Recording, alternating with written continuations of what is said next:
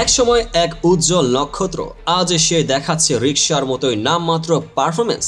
ফেরারি থেকে রিকশায় নেমে যাওয়ার এই গল্প আপনাদের অবাক করে দিবে। আজকের ভিডিওতে থাকছে রিজওয়ানের নাটকীয় পতন, আমিরের তীব্র মন্তব্য, ফেরারি থেকে রিকশায় নেমে এসেছে, দলের অভ্যন্তরীণ সমস্যা ও নেতৃত্বের সংকট, ভবিষ্যতে কি সম্ভব পুনরুত্থান।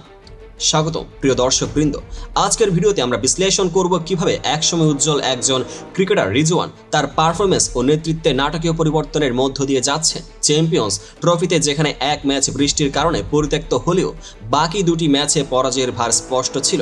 খবর এসেছে আমিরের মুখ থেকে, যিনি রিজওয়ানের পারফরমেন্স নিয়ে স্পষ্টভাবে বলেছেন, ফেরারি থেকে রিকশায় নেমে এসেছ।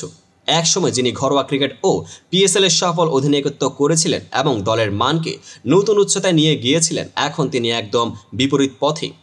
একসময় রিজওয়ান ছিলেন দলের আত্মবিশ্বাস ও প্রেরণার কেন্দ্রবিন্দু।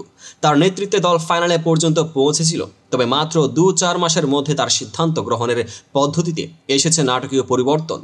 আমিরের মতে, তার কাছে পূর্ণ ক্ষমতা থাকার সত্ত্বেও তিনি গুরুত্বপূর্ণ মুহূর্তগুলোতে সঠিক সিদ্ধান্ত নিতে ব্যর্থ হয়েছেন। এই মন্তব্যে লুকিয়ে আছে এক ব্যঙ্গাত্মক হাস্যরস, ফেরারি থেকে রিকশায় নামার সামর্থ্যকতা। এটা শুধুমাত্র পারফরমেন্সের পতন নয়, বরং সে আত্মবিশ্বাস ও প্রফেশনালিজমের অভাবও প্রকাশ করে, যা একসময় তাকে বিশেষ করে তুলেছিল। 1. সিদ্ধান্ত গ্রহণে অস্থিরতা। 2. দলের অভ্যন্তরীণ সংকট। 3. পেশাদারিত্বের ঘাটতি। আমির আরও বলেন, যদি আমরা উন্নতি করতে চাই তাহলে আমাদের নিজেদের খেলার মান ও পেশাদারিত্ব আরও ভালো করতে হবে। এখানে প্রশ্ন উঠতে বাধ্য করে, কেন রিজওয়ান, যার কাছে পুরো ক্ষমতা ছিল, তিনি তার যথার্থভাবে কাজে লাগাননি?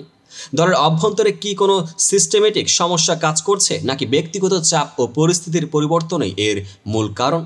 একটি সফল নেতৃত্ব কেবলমাত্র পারফরমেন্সের উপর নির্ভর করে না, এর সাথে রয়েছে সঠিক সিদ্ধান্ত গ্রহণের ক্ষমতা, দলের সদস্যদের মধ্যে সমন্বয় এবং একটি স্পষ্ট পরিকল্পনা। যখন এই সকল দিক থেকে ব্যর্থতা দেখা দেয়, তখন দলের মনোবল ও পেশাদারিত্ব দুটোই প্রশ্নের মুখে পড়ে। আমিরের তীক্ষ্ণ মন্তব্য আমাদের সতর্ক করিয়ে দেয় যে পরিবর্তনের ধারাবাহিকতা যেন দলের ভবিষ্যতের জন্য সংকেত বহন করে। তবে প্রশ্নটি হলো, এই পরিস্থিতিতে কি আসলে রিজওয়ানের পতন স্থায়ী হবে? ভবিষ্যতে যদি তিনি তার সিদ্ধান্ত গ্রহণের প্রক্রিয়ায় পুনরায় ফোকাস আনতে পারেন, তাহলে দলের জন্য তা হতে পারে একটি পুনরুত্থানের সুযোগ। কিন্তু সেই সুযোগ নিতে হলে দলের অভ্যন্তরীণ ব্যবস্থাপনায় ও নেতৃত্বে স্বচ্ছতা ও প্রফেশনালিজম অপরিহার্য। আপনারা কি মনে করেন এই পরিস্থিতিতে দলের ভবিষ্যৎ কেমন হতে পারে? রিজওয়ানের সিদ্ধান্ত নেওয়ার পদ্ধতিতে কি কোনো পরিবর্তন আসতে হবে? আপনার মতামত জানাতে নিচের কমেন্টের সেকশনে লিখুন।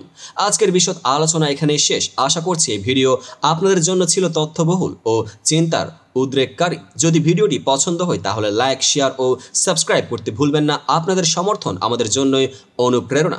দেখা হবে পরবর্তী ভিডিওতে। ধন্যবাদ।